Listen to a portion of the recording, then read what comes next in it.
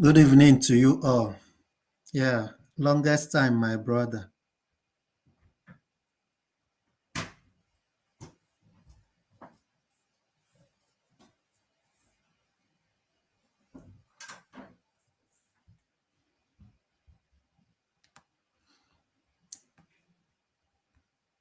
I hope you guys can hear my voice.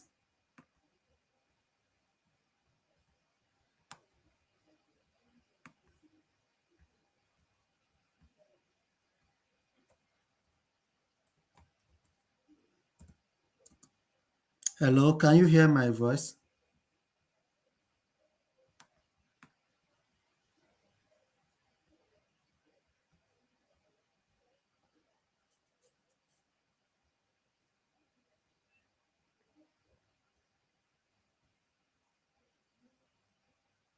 Can you hear my voice?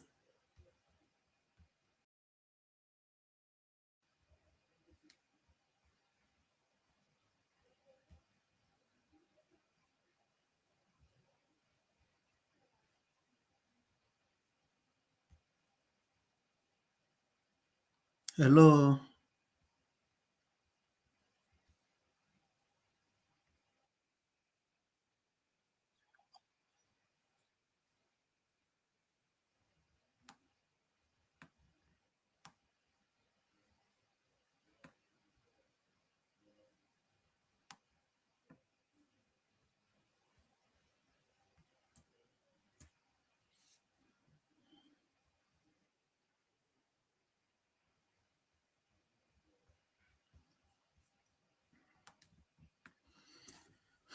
Okay, I think we might need to move on.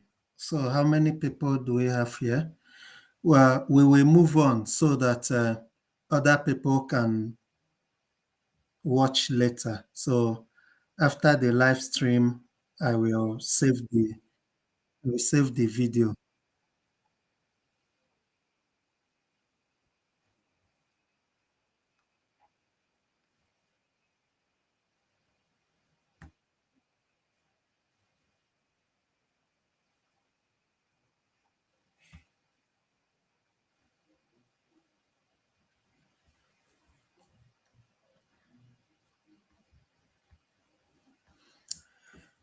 Good evening to you all and welcome to today's episode.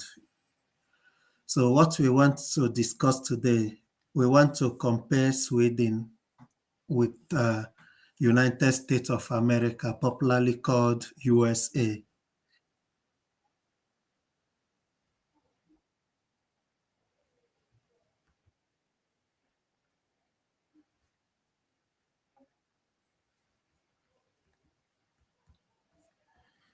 Okay, sorry, I have to do some settings so that I don't get distracted. So today we want to discuss about Sweden in comparison with the United States of America. So for those considering of making a big move anytime in the future.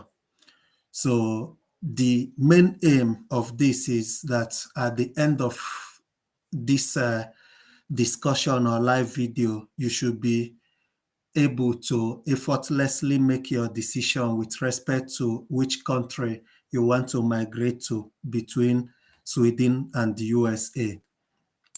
So, of course, when you want to compare two things in this situation, two countries, there are usually some metrics to be used.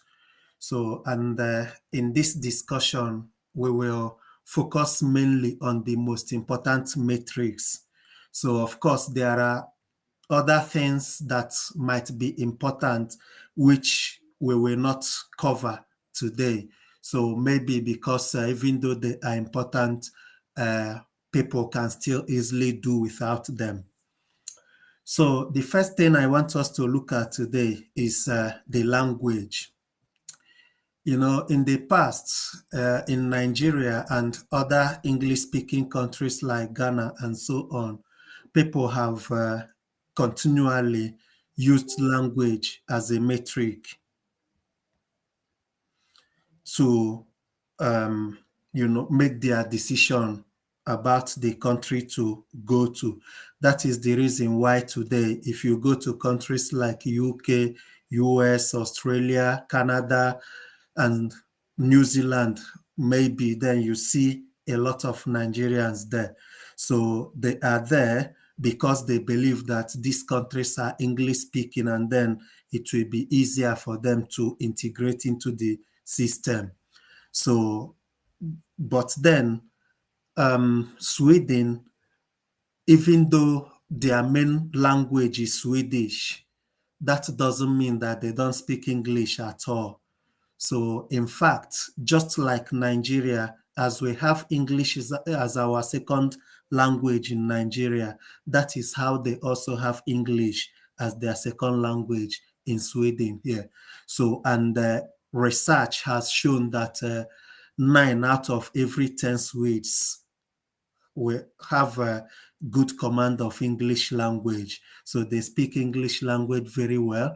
But just like English is our official language at work in Nigeria, so here Swedish is their official language.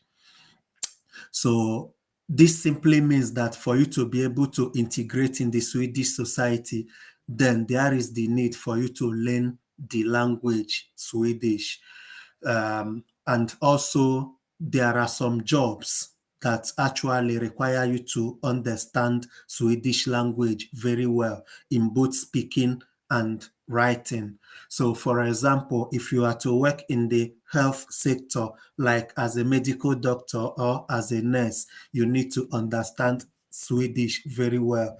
This is because you will be interacting with patients. So there are likelihood that you can meet someone that doesn't have a good command of English language, and this will impede communication between you guys.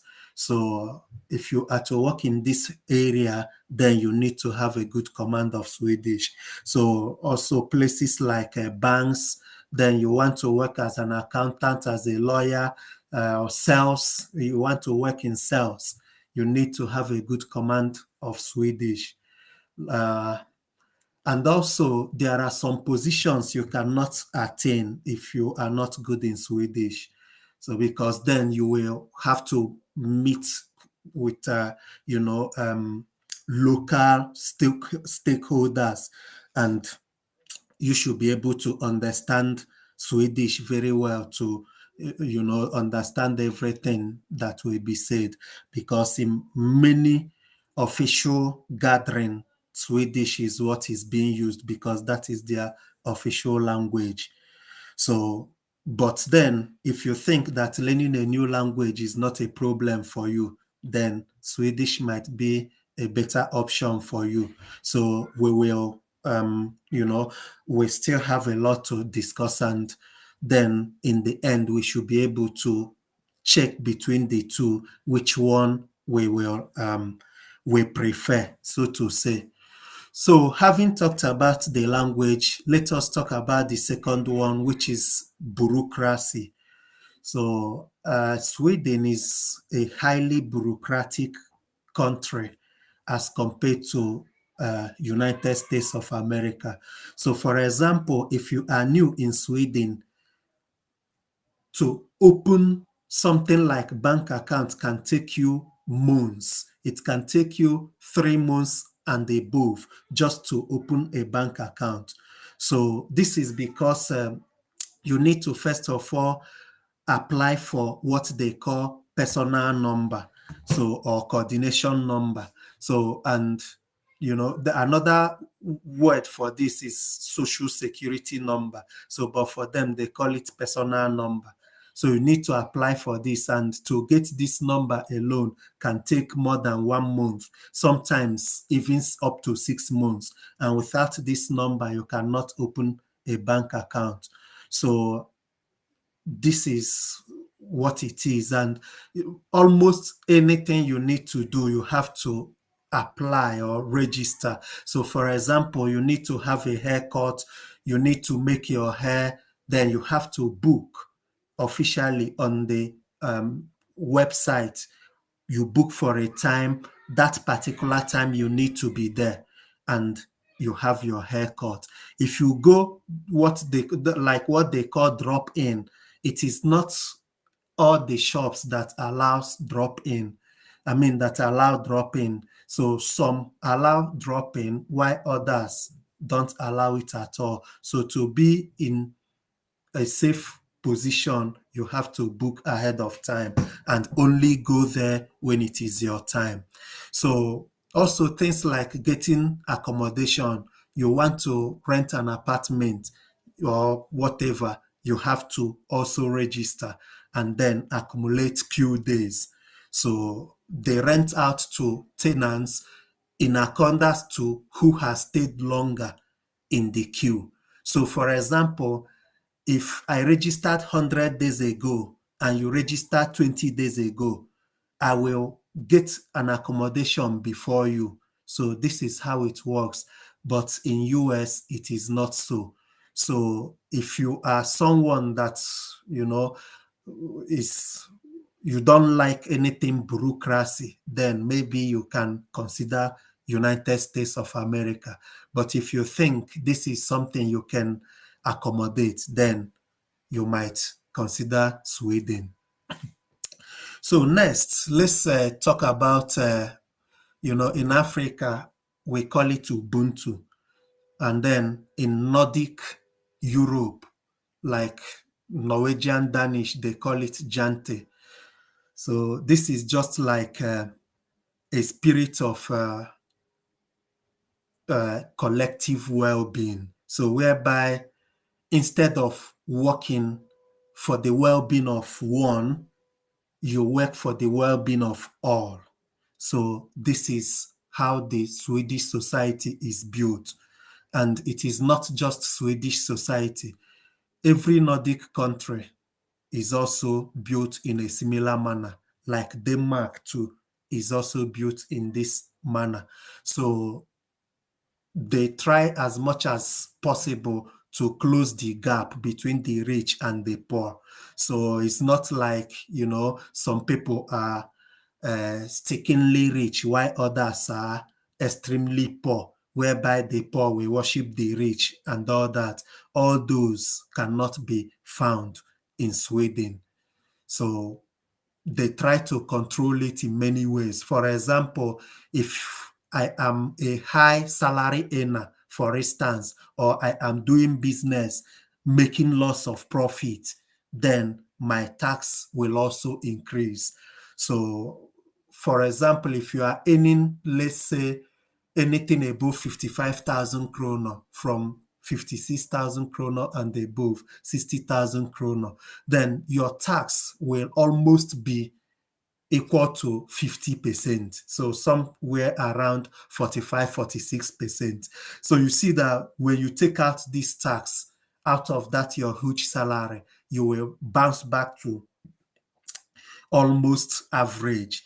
So this is so that some people will not live in affluence while others are living in penury. So the system has a way of compensating everyone to make sure that everyone is living comfortable life. So that is it. So for example, there are many welfare packages here in Sweden. So that helps the poor mostly. So because once you are not in the lower income category, then you lose out on most of these welfare packages. So they are doing this to make sure, just like I said, collective well-being, to make sure that everybody is okay, not few being okay and others not being okay. So that's not a Swedish thing. So, but in US is just something like Nigeria. I think Nigeria learned capitalism from US. So there, it is all about individualism. No one cares for another person. So you will see someone having lots of money, lots of properties and all that, whereas some people cannot even afford or normal food that is one of the basic necessities of life. So that is not common here in Sweden. but it is very common in United States of America. So let's talk about the healthcare and education.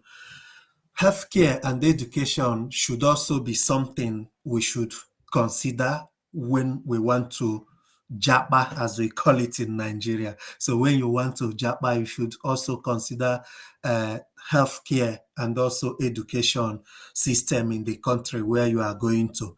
So one good thing about Sweden is that education is completely free in Sweden, especially if you are here on immigrant visa or immigrant permit.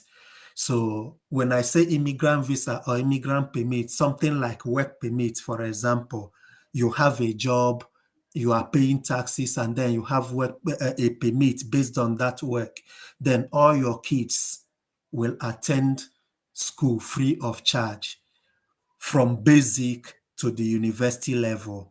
Bachelor's free, master's free, PhD free. In fact, PhD here in Sweden is seen as a job. So rather than you paying tuition fee to study PhD program in Sweden, they pay you monthly salary. You get, and you have equal right with permanent staff of the university. So you are seen as a worker rather than a student if you are a PhD student in Sweden. So this is not something you can get in US. So the only thing they can do, if they do it at all, is to subsidize the tuition fee for you. So maybe if international students are paying something like $30,000, then you can pay maybe $15,000 or $10,000 as a citizen.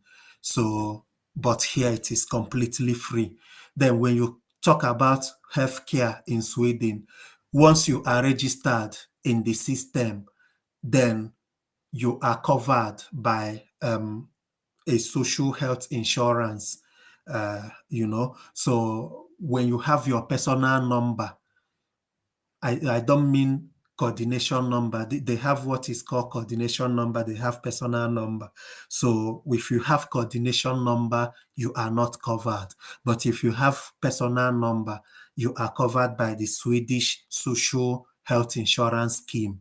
So this simply means that if you get sick for any reason, you get a highly subsidized health care. So for example, let's say you are sick to the extent of ambulance coming to pick you from your house to the hospital, you only pay 200 SEK. That 200 SEK is like roughly 30,000 naira as at today's exchange rate. So, or in dollars, around $20 only for the ambulance.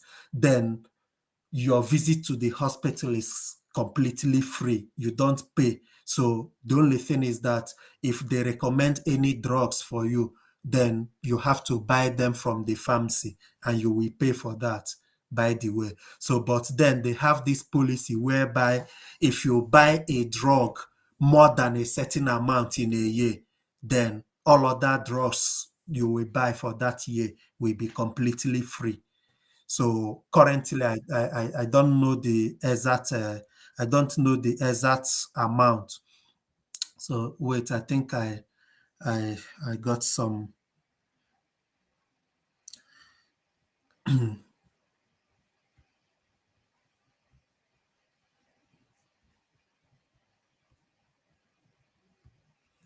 Okay, sorry for that little interruption.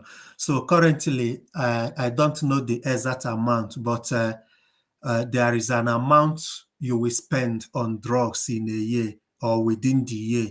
Then they will give you a special coupon that will cover every other drug you will have to buy within that particular year. So it doesn't matter. You can buy as many drugs as you want once you have that coupon, and it will be completely free. But this is not so in US.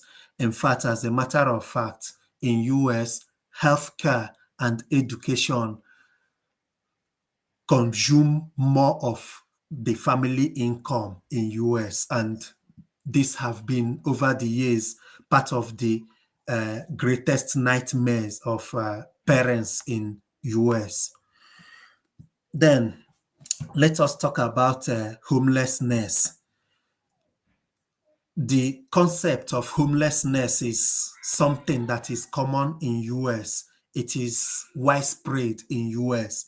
So, but in Sweden, it is almost zero.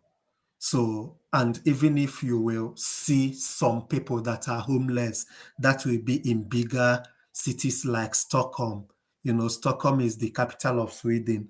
So, and these people are illegal and undocumented immigrants. So no documented immigrant can be homeless. It is impossible in Sweden because even if you cannot pay your rent, government will help you pay for your rent. You get. So, but if you are undocumented, the system doesn't know that you exist. So because of that, you cannot claim any welfare benefit. So that is it. So, but it is not same in US, where we have lots of homeless people. And you know, this high rate of homeless people in US and other things culminated into the high crime rate in US. So the next thing we will talk about is the crime rate. So when you compare Sweden and US in terms of crime rate, US ranks higher in crime rates compared to Sweden. So in fact, there are some words I might not mention because of Facebook and YouTube policies, but we understand what I mean. So the crime rate in US is really high compared to Sweden. So the next thing we should talk about is the social hierarchy. In Nigeria, where I come from, there is a social hierarchy, and it is same in USA. So, for example, in some places, there are some areas reserved for high net worth individuals. In Lagos, you talk about the Lekki Peninsula. Then in Abuja, you can talk about maybe Maitama, Asokoro, and so on and so forth. So the people here are high net worth individuals. And Mba. So, and excuse me.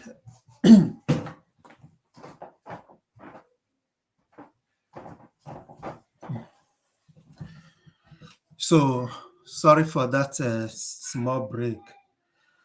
Uh, in Sweden, it is not so because here, like I mentioned before when I talked about Ubuntu or Jante, so there is little to no social hierarchy. Everybody here in Sweden is considered equal. In fact, you can call your professors in the university by their first names. So no need for formalities like adding professor this or doctor that. In Nigeria, you dare not do that. Like your professor, you call him or her by the name, excluding that prefix prof. Maybe you don't want to pass that particular course. So, but here it is not so. And same with your managers at work. So in fact, your managers at work are just managers because they are managers. But in normal sense, you all are equal. So no form of like official respect or, you know, all those things we do in Nigeria, like you see your manager, you will be shaking, you get, or everyone will just decide to run and hide, and all it is not so here. So, but when you go to US, like I said, I think Nigeria learned from United States, so it's that like that in US, and then our politicians, so to say, went there, learned that, came back home, and then implemented all those ones and leave behind the good ones. They saw good rules and all that, but they decided to leave all those ones and then bring home those ones that will favor them. So in Sweden, it is not so. So another important thing we need to talk about is the work-life balance. So Sweden ranks high in terms of work-life balance. For instance, according to OECD, an online platform that compares countries with respect to quality of life and also work-life balance, they estimated that one works on the average of about 1,799 hours per year in United States of America. So every year you give 1,799 hours of your life to your employer. But in Sweden, it is not so. So in Sweden, according to that research, an individual works average of 1,437 hours per year, so which is far less than almost 1,008 obtainable in United States of America. So the implication of this is that it gives you more time to spend with your family, your friends, have rest, have fun, and meet new people or do whatever that makes you happy. So, but in US, I don't know what to say, but I think it is work, work, work in US. So also in Sweden, there are other benefits crafted to help you with your work-life balance. For example, if you get sick in Sweden, you can take sickness leave, and then get a sickness benefit. So in Sweden, this sickness benefit is 80% of your salary. So, but in US, it is around 68%. So, which is lesser than that of Sweden. Also, if your child is sick in Sweden, you can take what they call vård av barn, which literally translates to care of child in English. So if your child is sick, for example, you can take a leave from work and tell them, my child is sick, so I can't come to work today and tomorrow, or even for the next 3 days, or as long as the sickness remains, you get. So, and within these days that you stay home to take care of your child, you will still be paid even though you didn't work. But instead of paying you 100% of your salary, they will pay you 80% of what you were supposed to make in those days you didn't go to work. So isn't that wonderful? So, and then also in Sweden, if you are still a young family, still, giving birth to children, then both the husband and the wife are entitled to parental leave. So the wife can take parental leave, the husband can also take parental leave.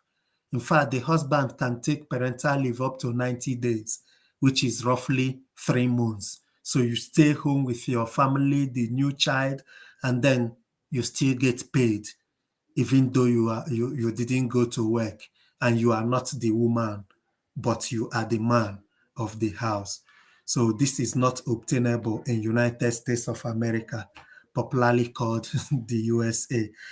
So we also talk about cost of living. You know, we